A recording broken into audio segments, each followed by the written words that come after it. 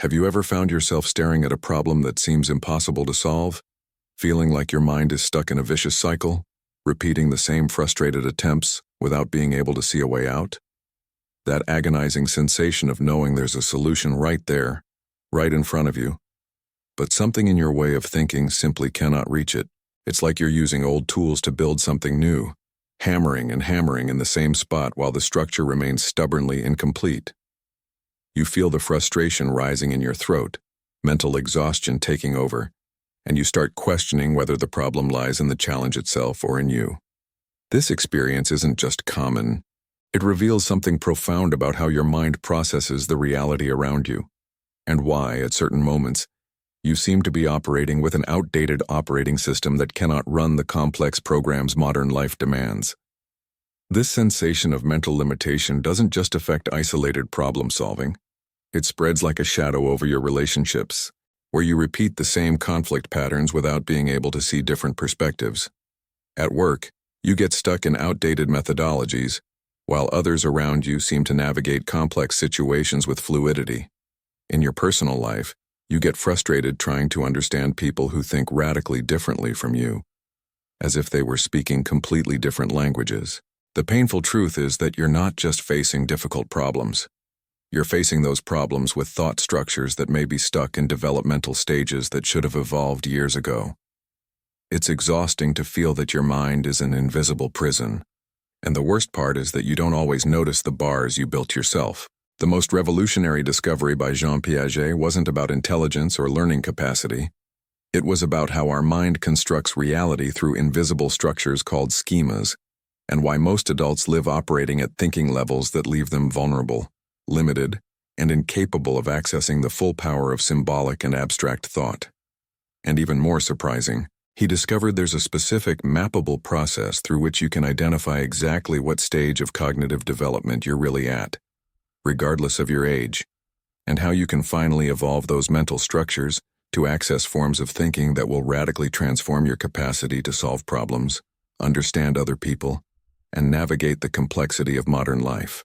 Today I'm going to show you how Jean Piaget, through decades of meticulous observation and ingenious experiments, cracked the secret code of human cognitive development, revealing that symbolic thought isn't just a mental skill, but rather a completely different way of processing reality that separates those who remain trapped in rigid patterns from those who can adapt, innovate, and thrive in any situation. You'll discover how a military scout during World War I intuitively applied principles of symbolic thought to survive and outsmart technically superior adversaries, and how these same cognitive strategies can free you from the invisible limitations that are sabotaging your potential right this moment. In 1918, in the snowy hills of the Swiss Alps, a young army scout was positioned on an impossible reconnaissance mission. His objective was to map enemy positions without being detected by elite snipers who had dominated that terrain for months. These snipers were trained professionals, equipped with the best weapons of the era, knew every tree, every rock, every angle of vision in that territory. The scout, on the other hand, had only basic equipment, no advanced military training, and was entering completely unknown terrain. All previous scouts who attempted this mission were identified and neutralized within hours. The commanders already expected the same result. It was just a matter of time. But something extraordinary happened. This scout not only survived, he completed the full mapping, returned with crucial information, and was never detected once by the enemy snipers. What he did differently wasn't in his physical abilities or equipment.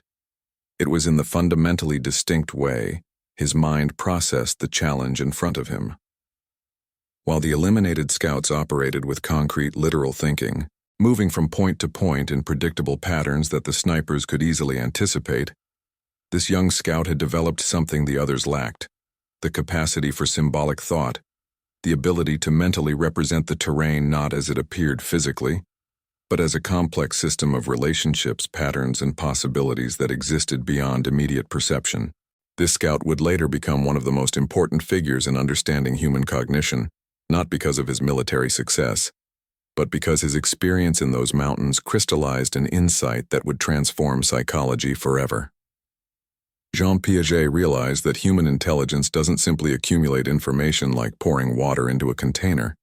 Instead, it develops through distinct qualitative stages, each representing a fundamentally different way the mind constructs and interprets reality. The difference between the scouts who died and the one who survived wasn't about courage, training, or equipment. It was about the structural sophistication of their cognitive schemas, the mental frameworks through which they interpreted and responded to the environment. Those who operated with concrete operational thinking could only process what was immediately visible and tangible. They saw trees as obstacles to hide behind, terrain as surfaces to cross, and the mission as a physical navigation problem.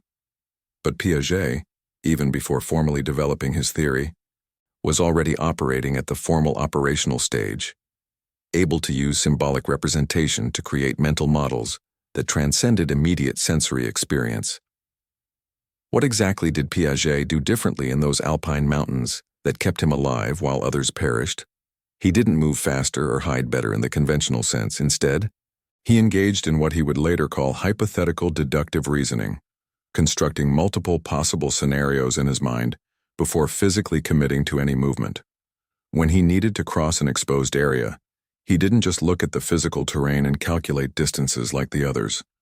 He created mental representations of the sniper's perspectives, symbolically placing himself in their position and reasoning backwards from what they could and couldn't see. He understood that the snipers weren't just positioned randomly. They operated within constraints, patterns of behavior shaped by their own training and physical limitations.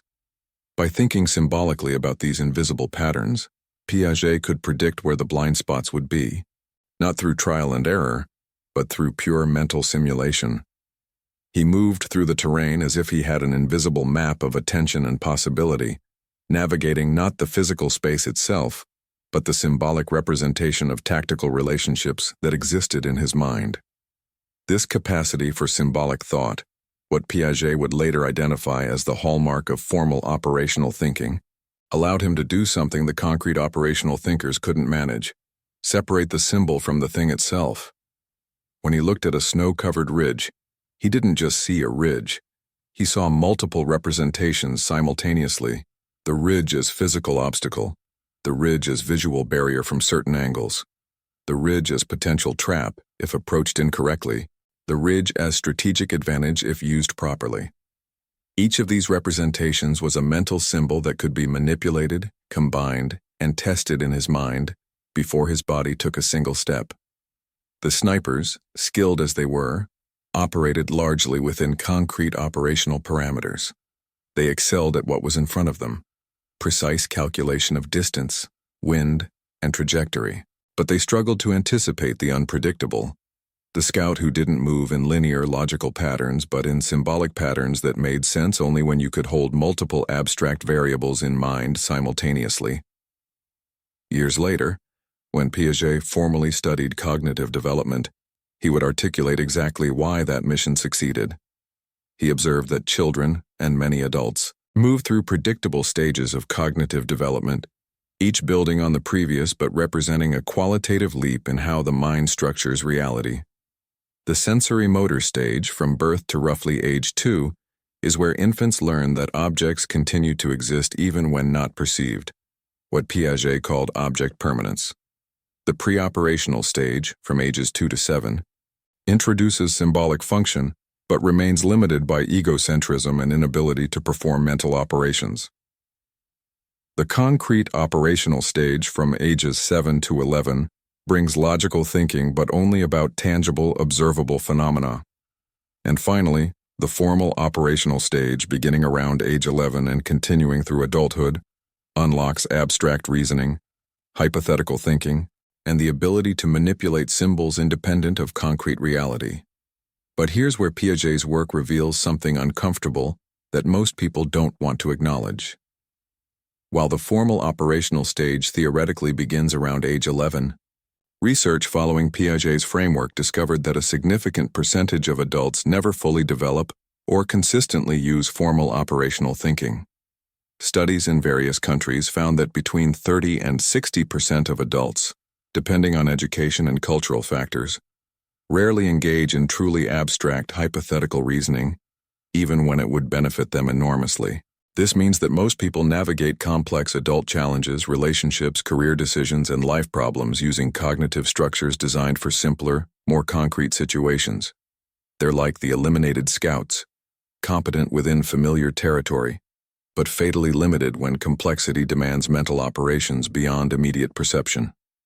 Look, I know that feeling of being stuck in repetitive patterns, watching the same problems appear over and over in different disguises, wondering if you're missing something obvious that everyone else seems to grasp.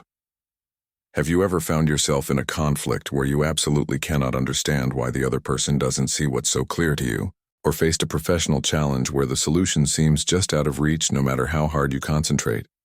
I understand how that feels, that frustration of knowing you're capable of more but somehow can't access it when you need it most. If this resonates with you, leave a simple comment and say, "I'm ready to think differently." Your willingness to acknowledge where you are can be exactly what someone else needs to read today, to feel less alone in their struggle. You have more power to help others than you imagine. Piaget discovered that cognitive development isn't automatic or guaranteed simply by aging. It requires specific types of experiences and challenges that force the mind to reorganize its schemas, the mental frameworks that structure how we perceive and interpret information. He identified two critical processes that drive this development: assimilation and accommodation. Assimilation occurs when you incorporate new information into existing schemas without changing those schemas fundamentally, like adding new examples to a category you already understand. Accommodation occurs when new information doesn't fit existing schemas and forces you to restructure those frameworks entirely, creating new categories or transforming old ones. The scouts who died in the Alps could assimilate new terrain details into their existing movement schemas, learning which specific trees offered cover, but they couldn't accommodate the need for an entirely different approach to movement that required symbolic representation of enemy attention patterns. Piaget survived because he had already developed the cognitive flexibility to accommodate radically new ways of structuring the problem. This distinction between assimilation and accommodation explains why some people seem to learn and adapt quickly, while others remain stuck repeating the same approaches despite repeated failures. When you face a problem and immediately try to solve it using familiar methods, you're assimilating. When those methods fail and you feel confused and disoriented before suddenly seeing the problem in an entirely new way, you're in the process of accommodation.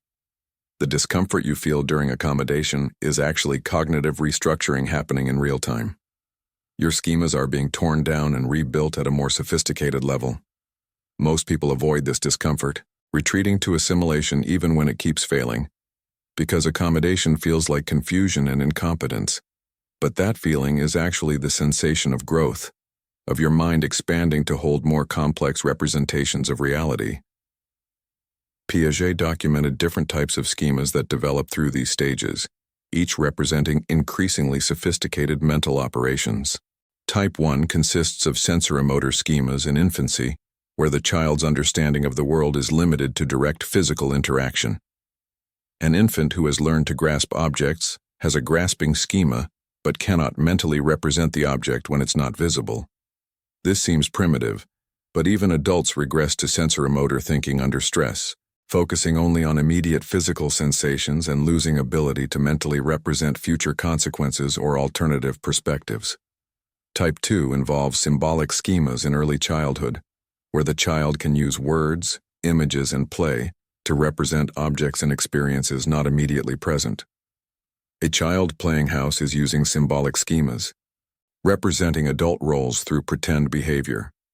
Many adults operate primarily at this level in emotional situations, using crude symbols and black and white categorizations instead of nuanced understanding. They see people as all good or all bad, situations as completely safe or completely dangerous, with no capacity for holding complexity. Type 3 encompasses concrete operational schemas in middle childhood, where logical thinking becomes possible, but remains tied to tangible reality. A child at this stage can understand that pouring water from a short, wide glass into a tall, narrow glass doesn't change the amount of water, demonstrating conservation. They can classify objects into categories and understand cause and effect relationships in concrete situations. But they struggle with hypothetical questions or abstract principles. Ask them what would happen if gravity worked differently, and they become confused because they can only reason about what is, not what could be. Most adults function primarily at this level, excellent at navigating familiar concrete situations, but unable to engage in true hypothetical thinking about alternative possibilities or abstract principles. They can solve problems they've encountered before, but freeze when facing genuinely novel situations requiring mental simulation of untested approaches. Type 4 represents formal operational schemas, where true abstract and hypothetical reasoning becomes possible. Someone operating at this level can engage in propositional logic, testing hypotheses mentally before acting physically. They can reason about abstractions like justice, love, or efficiency without needing concrete examples. They can hold multiple variables in mind simultaneously and understand how changing one might affect others. This was the level Piaget operated at in the Alps, mentally simulating sniper attention patterns and his own movements through symbolic representation rather than physical trial and error. This is the level that allows scientists to design experiments, philosophers to construct arguments, and strategists to anticipate opponents' moves several steps ahead. Yet research consistently shows that most adults rarely engage this level of thinking, even when it would dramatically improve their outcomes. Why do so many adults fail to develop or utilize formal operational thinking? Piaget identified several factors that either promote or inhibit cognitive development. First, you need experiences that create disequilibrium, situations where your existing schemas simply don't work and you're forced to accommodate new structures. If you remain in comfortable, familiar environments where assimilation always succeeds, you never develop more sophisticated schemas. The scouts who died likely came from safe, predictable environments where concrete operational thinking was sufficient. They never had to develop the symbolic reasoning that would have saved them. Second, you need social interaction with people who think differently, exposing you to alternative perspectives and forcing you to coordinate different viewpoints. Isolated thinking, even at high levels, tends to remain egocentric and limited. Piaget emphasized that cognitive development is profoundly social, shaped by continuous negotiation between your perspective and others. Third, you need deliberate engagement with abstract systems that demand formal operational thinking, mathematics, formal logic, complex strategic games, theoretical discussions that cannot be resolved through concrete examples.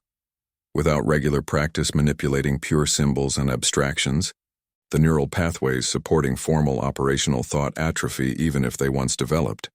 Fourth, you need metacognition, the ability to think about your own thinking processes. Piaget discovered that higher cognitive development requires not just using more sophisticated schemas, but becoming aware of those schemas and consciously choosing when to apply different mental operations. The scout who survived wasn't just thinking symbolically, he was aware that he was thinking symbolically, and could deliberately shift between concrete observation and abstract simulation as the situation demanded. The dangers of remaining locked in concrete operational thinking are profound and pervasive.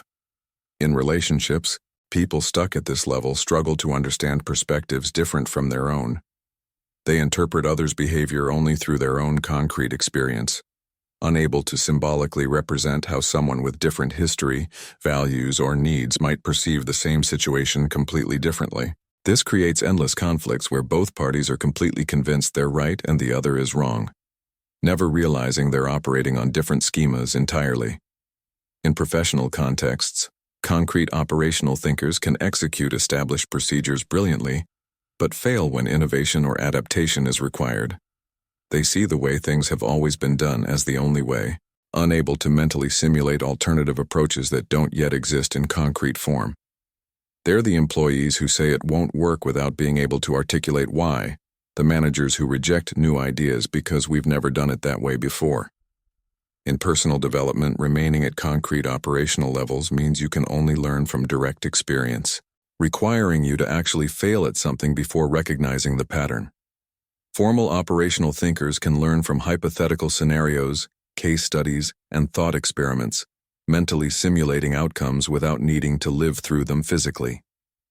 This creates an enormous advantage in complex modern life, where you don't have time to personally experience every possible mistake and consequence. The concrete operational person has to touch the hot stove to learn it burns. The formal operational person can reason from principles about heat transfer and tissue damage without needing direct experience. Multiply this across thousands of life situations, and the cumulative disadvantage becomes staggering. Piaget's research documented cases of adults who made remarkable progress in cognitive development late in life, proving that these stages aren't rigidly fixed by age or genetics. One particularly striking case involved a factory worker in his 40s who had spent 20 years performing repetitive manufacturing tasks requiring only concrete operational thinking. He functioned perfectly well in his job and daily life, raising children and managing household affairs with competence. But when the factory introduced new computer-controlled machinery, his cognitive limitations became apparent. He couldn't understand the abstract logical relationships in the programming, couldn't mentally simulate how changes to one variable would cascade through the system, couldn't think hypothetically about troubleshooting scenarios that hadn't yet occurred. His younger coworkers adapted quickly, not because they were smarter in any general sense, but because they had maintained active formal operational schemas through education and diverse experiences. Facing potential job loss, this man enrolled in community college courses and, under Piaget's guidance as part of a research study, engaged in structured exercises designed to promote accommodation to formal operational thinking. Over 2 years, his cognitive capacities underwent genuine transformation. He learned to engage in propositional logic, to mentally simulate complex systems, to think abstractly about principles underlying concrete phenomena. His brain scans, conducted as part of the research, showed measurable changes in neural connectivity patterns, particularly in prefrontal regions associated with executive function and abstract reasoning.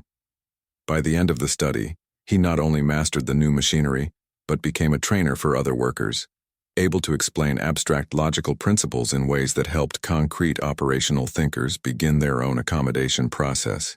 Piaget emphasized that this transformation required intensive effort and carefully structured challenges, but it proved that cognitive development isn't locked by childhood experiences.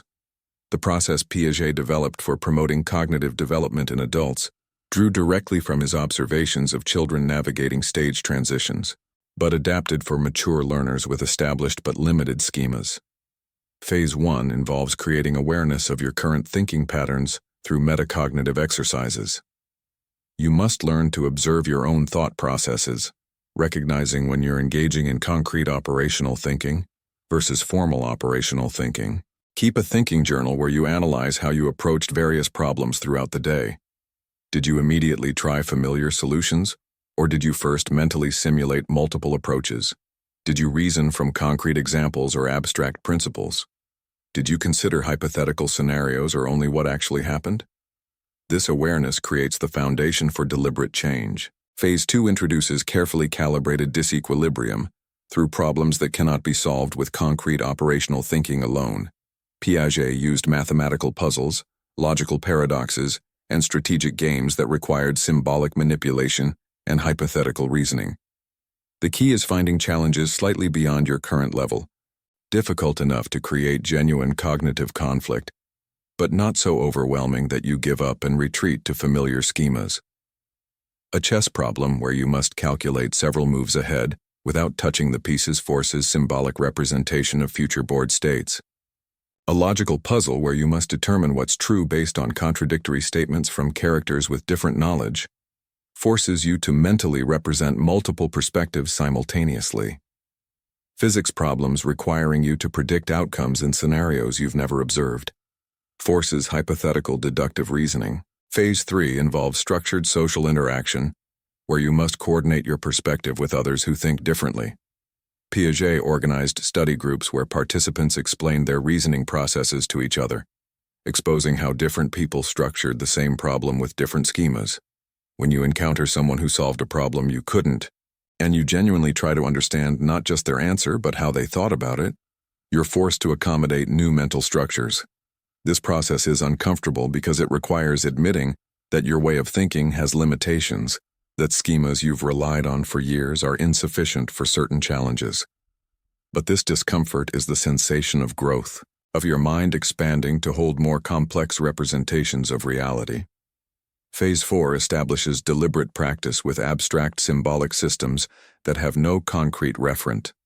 Piaget particularly emphasized formal logic, algebra, and computer programming as powerful tools for developing formal operational thinking, because they require manipulating pure symbols according to abstract rules. When you solve for x in an algebraic equation, you're engaging in symbolic thought that has no direct connection to physical reality. The symbols represent abstract relationships that could apply to infinite concrete situations, but mastering the manipulation of symbols themselves strengthens the mental operations underlying formal operational thinking. Similarly, learning to program forces you to think in terms of logical structures, conditional statements, and abstract data relationships that exist only as symbols in your mind and on the screen. Phase 5 cultivates meta-strategic awareness, the ability to consciously choose which cognitive operations to apply in different situations. Piaget discovered that the most sophisticated thinkers don't simply operate at the highest stage all the time. Instead, they can flexibly move between different levels of thinking depending on what the situation demands. Sometimes, concrete operational thinking focused on immediate physical details is exactly what's needed. Other times, formal operational abstract reasoning is required. The key is developing awareness of these different modes and deliberately selecting the appropriate one, rather than being unconsciously locked into one schema, regardless of context. This meta-strategic flexibility was what allowed Piaget to survive in the Alps. He could shift between concrete observation of immediate terrain and abstract symbolic simulation of tactical patterns. But Piaget also documented cases of failure, adults who, despite intensive intervention, never developed beyond concrete operational thinking. One particularly instructive case involved a successful small business owner in his 50s who sought cognitive development training because he recognized his thinking limitations were preventing business expansion. He could manage his established operations brilliantly, maintaining inventory, serving customers, handling routine problems with efficiency and competence. But when he tried to expand into new markets or develop new product lines, he consistently failed because he couldn't think hypothetically about untested scenarios. He could only reason from his concrete experience in his existing business, unable to mentally simulate how different factors might interact in a new context. Despite months of structured exercises and genuine effort, he showed minimal progress in developing formal operational schemas. Through careful analysis, Piaget identified why this case failed where others succeeded. The business owner had built his entire identity and self-esteem around his existing competence in concrete operations. Admitting that his thinking had fundamental limitations threatened his sense of self so profoundly that he unconsciously resisted every exercise that might create genuine accommodation. He would complete the logical puzzles and strategic games, but always found ways to reduce them to concrete problems similar to what he already knew how to solve. When forced to engage with truly abstract principles, he experienced such intense anxiety that he couldn't maintain focus, his mind constantly retreating to familiar concrete territory. Piaget concluded that cognitive development in adults requires not just structured challenges, but also psychological readiness to tolerate the disorientation and temporary incompetence that accommodation necessarily involves. Without willingness to feel stupid and confused while new schemas form, development simply cannot occur. This reveals a crucial insight about why so many adults remain cognitively limited, despite having intelligence and good intentions. It's not primarily about lack of opportunity or instruction. It's about psychological resistance to the vulnerability and discomfort inherent in genuine cognitive growth. When you're truly accommodating new schemas, there's a period where you can't use your old schemas effectively anymore, but haven't yet mastered the new ones. You feel incompetent, confused, frustrated, like you've somehow become less capable than before. Most people interpret this as evidence they should stop and return to familiar ground. But Piaget showed that this disorientation is actually the signal that real development is happening, that your mind is reorganizing at a more sophisticated level. The people who successfully develop formal operational thinking are those who learned to interpret that discomfort as progress rather than failure. Historical figures who exemplified formal operational thinking shared certain characteristics that Piaget identified as markers of this cognitive level.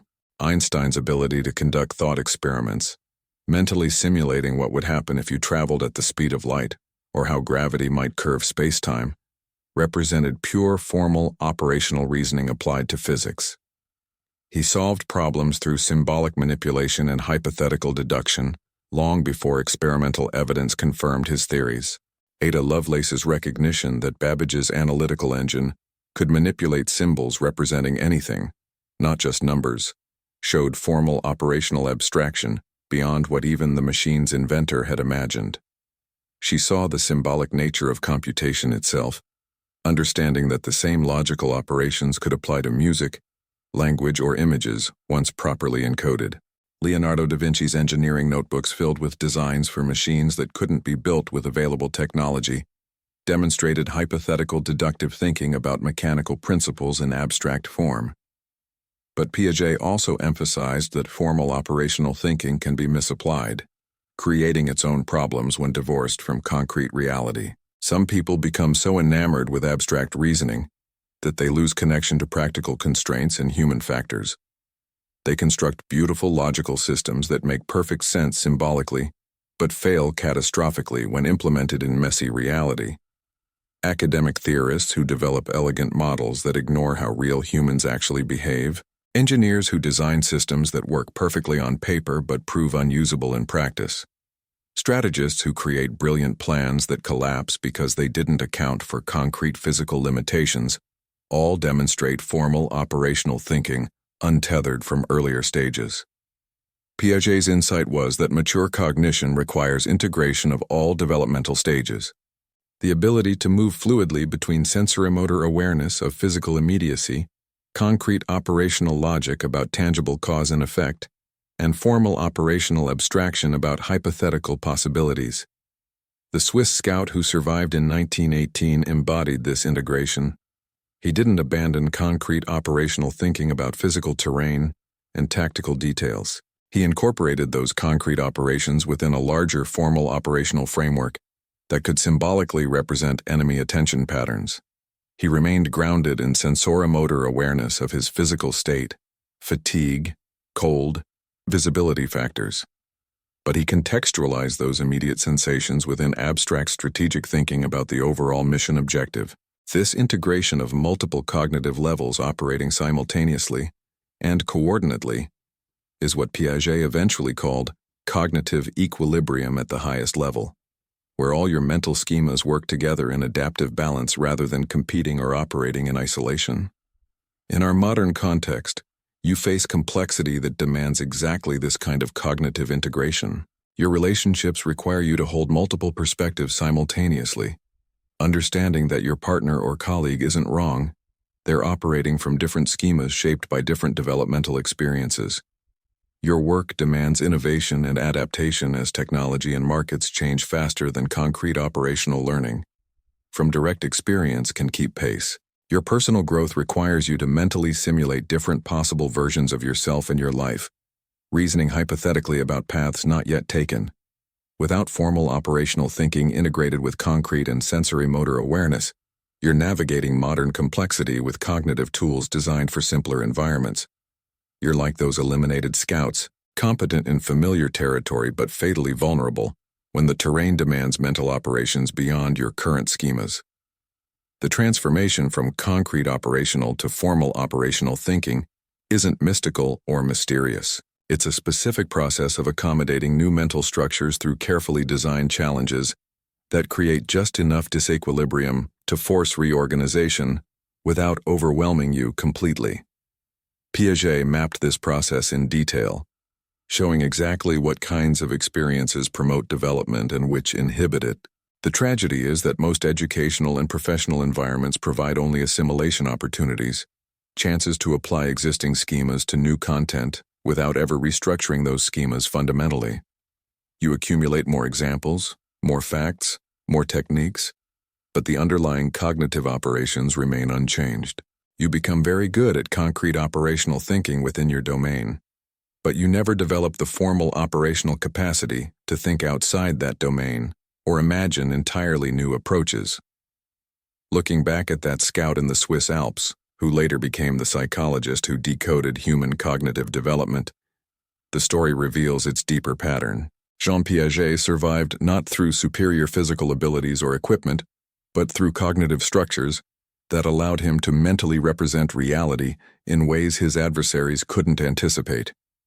He turned that survival experience into a lifetime of research that mapped the invisible architecture of human thought, showing that intelligence isn't a fixed quantity, but a dynamic structure that develops through predictable stages, each representing a qualitative transformation in how the mind constructs and interprets experience. His work revealed that the majority of adults operate below their cognitive potential, not because they lack inherent capacity, but because they never encountered the specific challenges and support necessary to accommodate more sophisticated schemas. You've been given a map today, not just of cognitive development in general, but of your own potential transformation. You've seen how symbolic thought, the capacity to mentally represent and manipulate abstractions independent of concrete reality, separates those who remain imprisoned by circumstances from those who can imagine and create alternatives. You've learned the specific processes, awareness of current patterns, calibrated disequilibrium, social perspective coordination, practice with abstract systems, and meta-strategic flexibility that promote accommodation to higher cognitive stages. Most importantly, you've discovered that the discomfort you feel when genuinely challenged intellectually isn't a warning to retreat. It's a signal that your schemas are reorganizing, that growth is happening, that you're developing capacities you didn't have before. I know what it's like to realize that the limits you've been experiencing aren't about the difficulty of problems you face, but about the cognitive structures you're using to approach them. That realization can feel devastating at first, acknowledging that you've been operating at a level below what's possible for you. But here's what I've learned through studying Piaget's work and applying it to real human development. That acknowledgement is actually the first step of accommodation, the moment when your mind begins to reorganize around a more comprehensive understanding. You're not broken and you don't need to be fixed.